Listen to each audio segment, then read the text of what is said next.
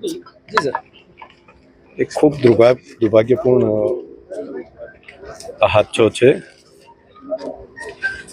અનેક લોકોએ પોતાના જીવ ગુમાવ્યા છે। હોસ્પિટલની અંદર જે સારવાર લઈ રહ્યા છે તેમને સારવાર માટેની સૂચના બધી માનનીય મુખ્યમંત્રીશ્રી કક્ષાએથી પણ અપાઈ છે અને અહીંયા ડૉક્ટરની મિત્રો અહીંયા અને પાલનપુર બંને હોસ્પિટલોમાં સારવારની વ્યવસ્થા કરી રહ્યા છે। બહુ દુઃખદ આ ઘટના છે। સર, ફેક્ટરીનો માલિક ફરાર થઈ ગયો હોવાના સમાચાર છે, કયા પ્રકારથી સરકાર એની પર કાર્યવાહી? સરકાર એની તપાસ સોંપી છે માનનીય મુખ્યમંત્રીશ્રી, અને એ તપાસ કરીને જે પણ ગુનેગાર હોય એને આ માફ કરી શકાય એવી આ ઘટના નથી। આ બહુ દુર્ભાગ્યપૂર્ણ ઘટના છે અને નિર્દોષ લોકોએ કઈ રીતે એને જાન ગુમાવ્યા એની ડિટેલ તપાસનું આવશે ત્યારે ધ્યાન ઉપર આવશે, પરંતુ મજૂરી કરતા લોકો, એવા ગરીબ લોકોએ જાન ગુમાવ્યા છે। એટલે અત્યારે હાલ તો તાત્કાલિક જે હોસ્પિટલમાં છે એમને સારવાર આપવી અને બહારથી અંદર જે દટાયેલા હતા એ બધાને બહાર કાઢવા, આ બે કામ સૌથી પહેલી પ્રાયોરિટી તંત્રએ કામ ઉપર લીધું છે।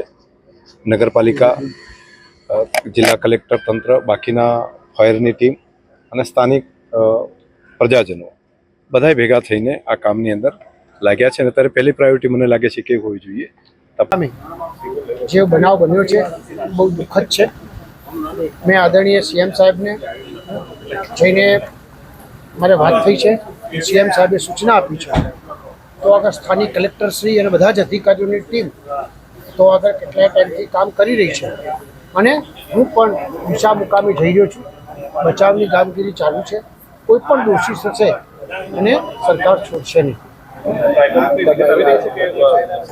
અંદાજે હમણાં મેં પૂછ્યું 13 જણનું મને એ લોકોએ કીધું છે અને જે લોકો ડટાયા છે એના માટે પણ કોશિશ કરી। કોઈ પ્રાથમિક રિપોર્ટ આવ્યો છે હાલ પોલીસે પણ બચાવ કામગીરી હાથ ધરી છે। આજે સવારે પોલીસને જાણ થતાં જ કે અહીંયા એક જે ફટાકડાનું ગોડાઉન છે ત્યાં અચાનક જ આગ લાગી જતાં એક વિસ્ફોટ થયો છે અને એમાં કેટલાક લોકો છે જે લોકોની સ્લેબ ધરાશયી થવાથી એ લોકો નીચે દટાવી ગયા છે। આ ઘટનાની જાણ થતાં જ તુરંત જ અમારી લોકલ પોલીસ, અમારી એલસીબી બ્રાન્ચ અને સાથે સાથે ડીવાયએસપી ડીસા જે તાત્કાલિક ઘટનાસ્થળે પહોંચી જાય છે અને બચાવની કામગીરી એડમિનિસ્ટ્રેટિવ તંત્રની સાથે તાત્કાલિક જ હાથ ધરવામાં આવે છે। જે લોકોની તબિયત સારી હતી કે બચી શકે તે લોકો તાત્કાલિક જ હોસ્પિટલ ખાતે મોકલી દેવામાં આવે છે અને ત્યારબાદ જે છે એ જેસીબી અને બધી વસ્તુ લેવી અને સ્લેબને ઊંચો કરી અને બચાવની કામગીરી પણ હાથ ધરવામાં આવેલી છે। સર, 17 જેટલા લોકોના મોત થયા છે, બેદરકારી કોની હાલ પ્રાથમિક દ્રષ્ટિએ? આ ઘટનાની અંદર 17 લોકોના ડેથ થયા છે અને 5 લોકોને જે છે એ હોસ્પિટલાઇઝ છે। હોસ્પિટલના છે એની તબિયત પણ હાલમાં જે છે સ્ટેબલ જેવી છે।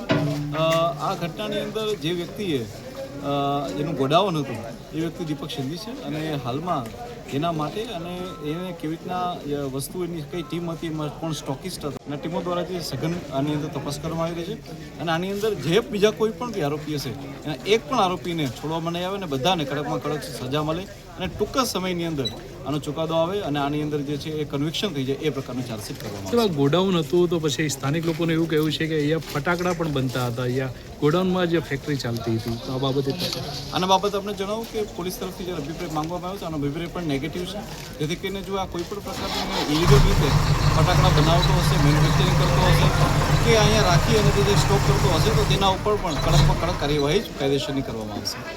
ઓકે। હાલમાં જેમ મેં વાત કરી એમ પ્રચંડ વિસ્ફોટના લીધે સમગ્ર ફેક્ટરીનો આરસીસી સ્લેબ એક સાથે ધરાશાયી થઈ ગયો હતો। આરસીસી સ્લેબના કાટમાળને જેસીબી તથા અન્ય મશીનરી દ્વારા દૂર કરવાની પ્રક્રિયા હાલમાં ચાલુ છે। જેમ જેમ કાટમાળ દૂર થઈ રહ્યો છે તેમ તેમ ડેડ બોડીઝ પણ રિકવર થઈ રહી છે। હાલમાં કુલ 13 જેટલી ડેડ બોડીની રિકવરી થઈ છે તથા કાટમાળને દૂર કરવાની પ્રક્રિયા હાલમાં ચાલુમાં છે। હાલમાં કુલ 4 જેટલા લોકો ઇજાગ્રસ્ત થયા છે, જેમાંથી 2ને પાલનપુર સિવિલ હોસ્પિટલ અને 2 ઇજાગ્રસ્તને ડીસા સિવિલ હોસ્પિટલ ખાતે રિફર કરાયા છે અને 4 ઇજાગ્રસ્ત હાલમાં સ્ટેબલ છે। સમગ્ર ઘટના કઈ રીતે થઈ?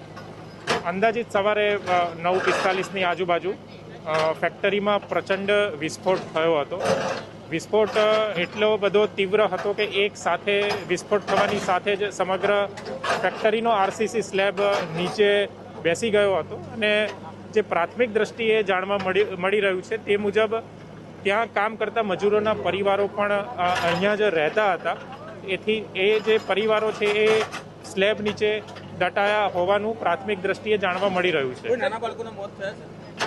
હાલમાં 13 જેટલી ડેડ બોડીઝ રિકવરી થઈ છે અને જે ચોક્કસ માહિતી છે એ ટૂંક સમયમાં આપને આપીશું. ગોડાઉન વિશે કોઈ જાણકારી?